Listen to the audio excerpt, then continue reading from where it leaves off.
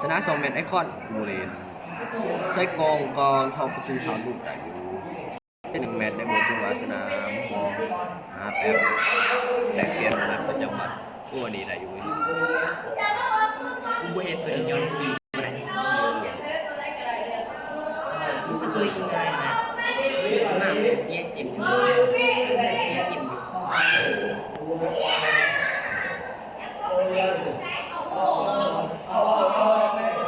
เมื่อไรมันจะ300,000ปิงวะ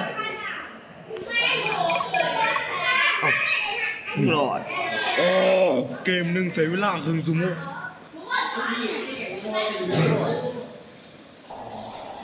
1 แมตช์ปิดละโอ้ยยูปิงกระโดดลงมาเหลือโอ้ no way ปิงกูกลับไปเป็นปกติแล้วไม่ถึง100,000โอ้ยปกติ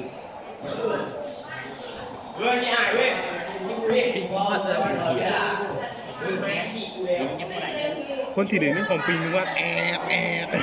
ตัวที่ปิง200,000สูงสุดที่เคยเจอได้เท่าที่เจอได้แบบเบิ้งกันนะที่ได้เหมือนกัน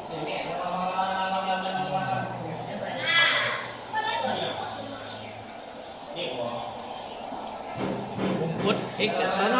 น้อยเลยอย่ามาได้บ่อยเนาะไหนใครเนาะไหนใครกูบ่ได้ดิ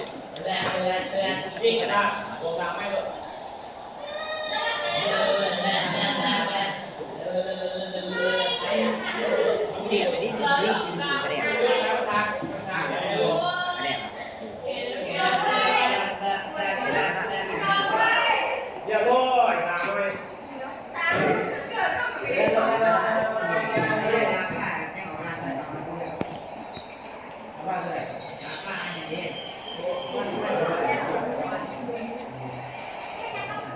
โอ้คือถ่ายบนเวียนมาวันนึงเก่าไหม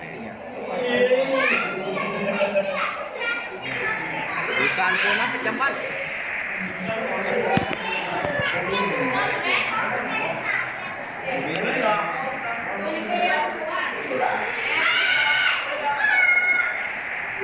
เอ็กอาร์สบาลักอ๋อนี่โอ้300,000อ้าวกูสั่งก็ได้300,000ผมกินกูรู้กองเต้ กูก็ต้องมาโหลดว่าปิง300,000พวกหมูว่าเนี่ยมันเกิดเป็นยูโรกองเต้พ่อผัวโมฟานซิสตายแล้ว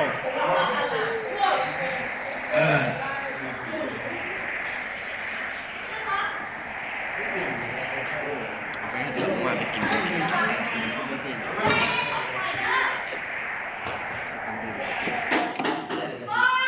เล่นไอดีนะท่านแป้งไอดีเดี๋ยวก็ปุ๊บเก่งอื่นกูชี้ด้านแรกใช่ป่ะจะสองจับตับยิงวิไลเป็นแนวเลยเซตไอดีแฮงไงกินคนก่อนเลยมืออย่าว่ามันเป็นแบบมิวเด้อที่จะนำกูบนเป็นแบบมันเส้นแบบมิวหยองสยามอยู่ออสเตรเลียบอลสยามจีนตึ้งโอ้กูก็เกิดจะเกิดเอาเนี่ยกูจะไปสกิลแอนเลติโกอิลาสติโกเหรอโบจักยังโกโก้เนี่ยอิลาสติโกหัวมันเล่นถึง300,000ปิงวะมันคงมี200,000แต่ว่าเขาไก่ชุดกับ280,000ปีนับเป็น300,000เลยซะโอเค